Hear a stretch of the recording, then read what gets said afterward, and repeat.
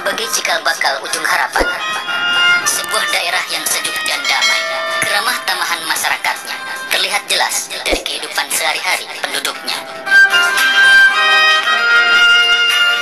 Di antara sekian banyak penduduk yang tinggal di kampung tersebut, terdapat sebuah keluarga yang sangat harmonis, rukun, dan taat beragama. Dari keluarga inilah lahir seorang anak yang kelak akan menjadi seorang tokoh karismatik, seorang ulama yang juga sekaligus sebagai pejuang kemerdekaan. Nur Ali namanya, seorang anak yang memiliki tekad kuat untuk menciptakan kampung Ujung Malang menjadi kampung surga. Ia dilahirkan pada tanggal 15 Juni 1913 dan merupakan anak keempat dari pasangan Haji Anwar bin Haji Layu dan Hajah Maimunah binti Tarbin. Nur Ali kecil, tumbuh dan berkembang layaknya anak-anak lain pada umumnya. Sejak kecil, ia sudah memiliki kelebihan-kelebihan dibanding anak-anak lain seusianya.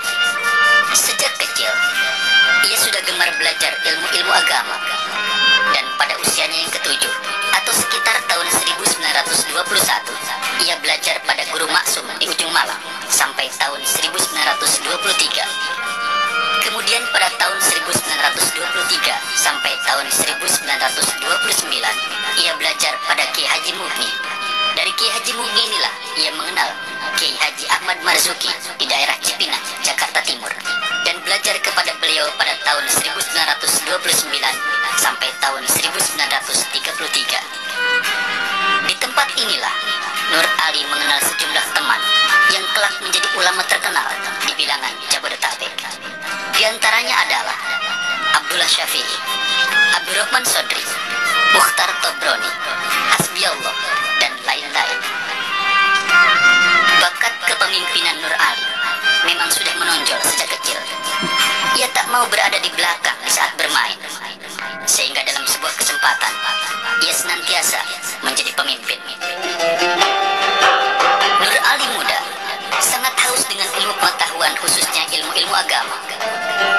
Merasa tak puas dengan pengetahuan yang dimilikinya, ia pun rela meninggalkan kedua orang tua dan kampung halamannya untuk melanjutkan pendidikan di Makkatul Mukarramah, berguru kepada Syekh Muhammad Ali Al-Maliki, Syekh Umar Hamdan, dan Syekh Muhammad Amin Al-Qutbi pada tahun 1933.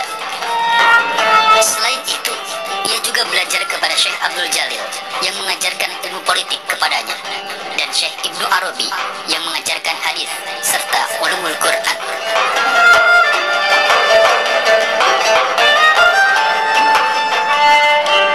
Setelah cukup lama ia merengkuh ilmu pengetahuan di tanah kelahiran Nabi Muhammad SAW itu, Nur Ali kembali ke kampung halamannya awal tahun 1940.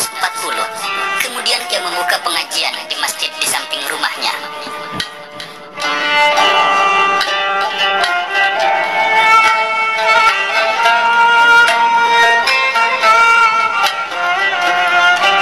Pada April 1940, ia naik pelaminan dengan Siti Rohmah, putri Guru Mukmi, yang tak lain dan tak bukan adalah guru mengajinya di Ujung Malang.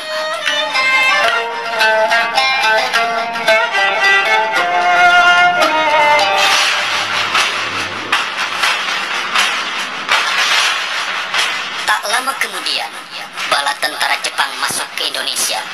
Kebijakan politik yang baru ini adalah merangkul umat Islam, karena mereka melihat bahwa umat Islam merupakan mayoritas di Nusantara.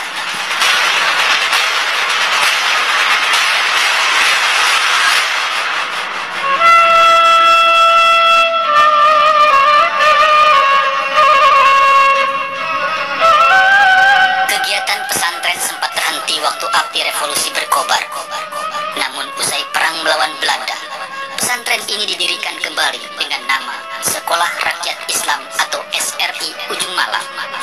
Pada masa itu, penanganan sehari-hari SRI Ujung Malang dilakukan oleh Kiai Haji Abdul Muhni, Yakub Gani, Muhyiddin Anwar, Haji M. Arsyad, Haji Abdul Somad Murdani, Kiai Haji Zunaidi, dan Rohiman. Dalam waktu 2 tahun, SRI Ujung Malang tak mampu menampung jumlah murid yang terus membengkak. Maka para pengurus SRI Ujung Malang memindahkan kegiatan belajar dari rumah Yakub Gani ke masjid yang sekarang menjadi Masjid Al-Baqiyatus Sholihah pada tahun 1952. Para alumni SRI inilah yang kelak menjadi cikal bakal tenaga pengajar di At-Taqwa, seperti Kiai Haji Tajuddin Marzuki, Kiai Haji Ahmad Rosidi HS, dan Kiai Haji Ma'ali Samsudin. Kiai Haji Nur Ali mendirikan organisasi sosial pembangunan pemeliharaan dan pertolongan Islam atau P3 Islam Ujung Malang. P3 Islam ini didirikan oleh para tokoh masyarakat Ujung Malang yang diketuai oleh Kiai Haji Nur Ali dan dibantu oleh Kiai Haji Mahmud Maksum, Haji Marzuki Anwar, Haji Mahbub Ma'an, Guru M. Zin Mughni, Jailani As'ari, HM Hasan Latif, dan Haji Romli Gudang yang pada tahun 1956 berstatus yayasan. Tak ketinggalan, Kiai Haji Nur Ali memerintahkan Kiai Haji Abdurrahman untuk mendirikan pesantren bahagia di Kampung 200. Selanjutnya, ia mendirikan Madrasah Tsanawiyah atau MTS dan Sekolah Persiapan Madrasah Menengah atau SPMM At-Taqwa. Sedangkan untuk pendidikan putri, pada tahun 1964 didirikan Madrasah Al-Baqiyatus Sholihah. Pada tahun 1986 terjadi perubahan dari Yayasan P3 Islam menjadi Yayasan At-Taqwa. Kemudian Kiai Haji Nur Ali melimpahkan tampuk kepemimpinan Yayasan At-Taqwa ini kepada anaknya, yakni Kiai Haji Muhammad Amin Nur. Namun beliau masih tetap mengajar sambil memberikan. Satu ialah beriman pada Allah.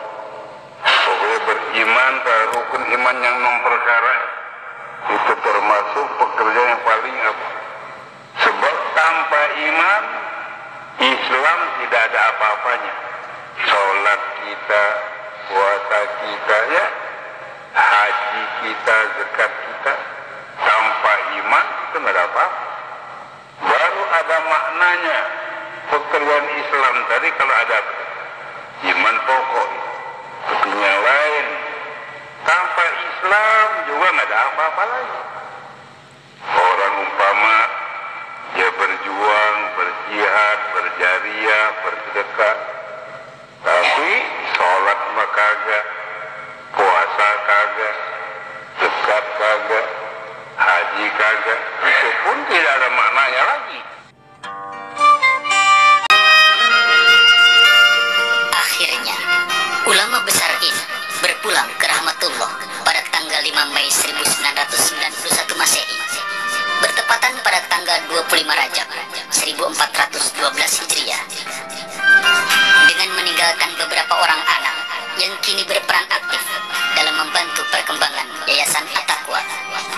Mereka adalah almarhumah Hajah Faridah Nur, Hajah Sholihah Nur BA, Kiai Haji Muhammad Amin Nur MA, Hajah Atikoh Nur MA, Hajah Ulfah Nur SAG, Kiai Haji Nurul Anwar LC, Hajah Wardah Nur LC, Hajah Aisyah Nur, Hajah Abidah Nur LC, dan Hajah Mahmudah Nur LC.